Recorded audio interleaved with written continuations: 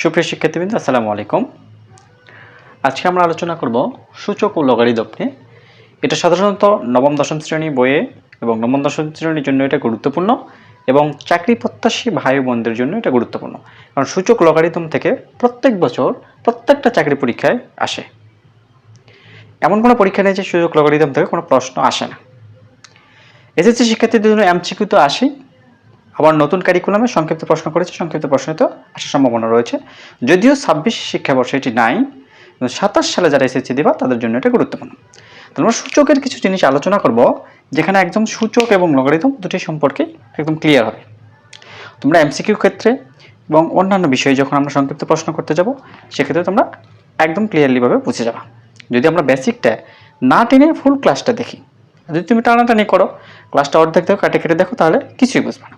তাহলে প্রথম আমরা জিনিস যেটা দেখবো সেটা হচ্ছে a টু দি পাওয়ার 0 থাকলে সূচক লগারিদমের ক্ষেত্রে কি হয়। এটা সূচকের ক্ষেত্রে হচ্ছে কোনো সংখ্যার উপর পাওয়ার থাকলে 0 থাকলে সেটা হচ্ছে 1 লেখা যায়, ঠিক আছে।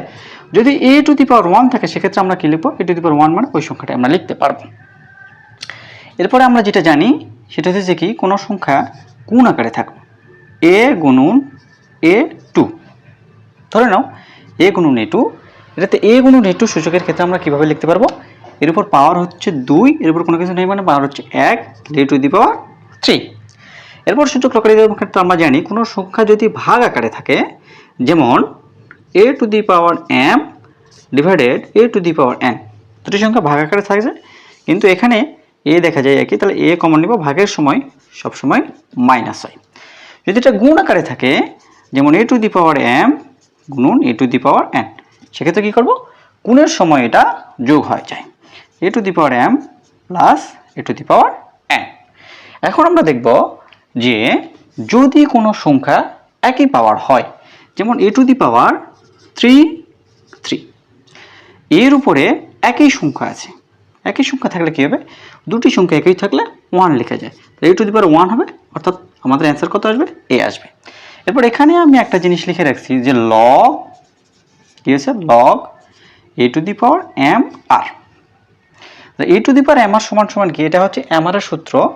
m r এর সূত্র হচ্ছে এখানে r যখন থাকবে তখন rটাকে আমরা সামনে নিয়ে আসতে পারবো। কি নিয়ে আসতে পারবো, সামনে যদি নিয়ে আসি তাহলে কত হবে, log a to the power m, অর্থাৎ m r এর সূত্র যদি কোনো পাওয়ার একদম r এর জায়গায় থাকে তাহলে এটাকে পিছনে আমরা নিয়ে যেতে পারবো, m এর উপর পাওয়ার দিতে পারবো এবং এটাকে আবার সামনে আমরা নিয়ে আসতে পারবো, যে r log a to the power m। এরপরে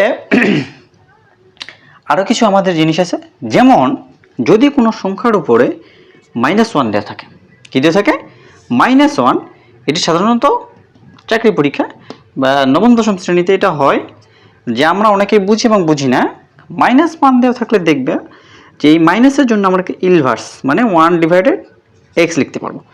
যদি এই জায়গায় 2 থাকে সেক্ষেত্রে আমি কি করব, তাহলে এখানে আমি 2 দিয়ে দিব, এখানে যদি 3 থাকে তাহলে আমি এখানে 3 দিয়ে দিব, ঠিক আছে।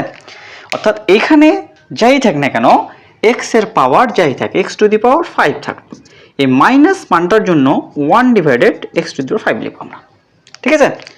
এরপরে দেখো আবার আমি গেলাম শুরু থেকে, সাধারণত এই জিনিসগুলো থাকে আমাদের বেসিকে, এই জিনিসগুলো থাকে যে কোনো সংখ্যার উপর 0, তাহলে আমি কত লিখতে পারবো, 1, যেখানে a not is equal to 0, কখনো a সমান সমান 1 হবে না। এরপর আমরা গুণেরটা দেখলাম, ভাগেরটা দেখলাম, এরপর আমরা লগের m r এর সূত্র দেখলাম। এই m r এর সূত্রটা সাধারণত আমাদের বেশি প্রয়োজন হয়। এরপরে আমরা যখন আরেকটা জিনিস দেখব সেটা হচ্ছে কি, দুপাশের ভিত্তি, দুই পাশের পাওয়ার, যেমন a to the power m আছে, এখানে x two the power m আছে। যদি পাওয়ার আমাদের এক হয় তাহলে ভিত্তি সমান সমান আমরা কিন্তু লিখতে পারি।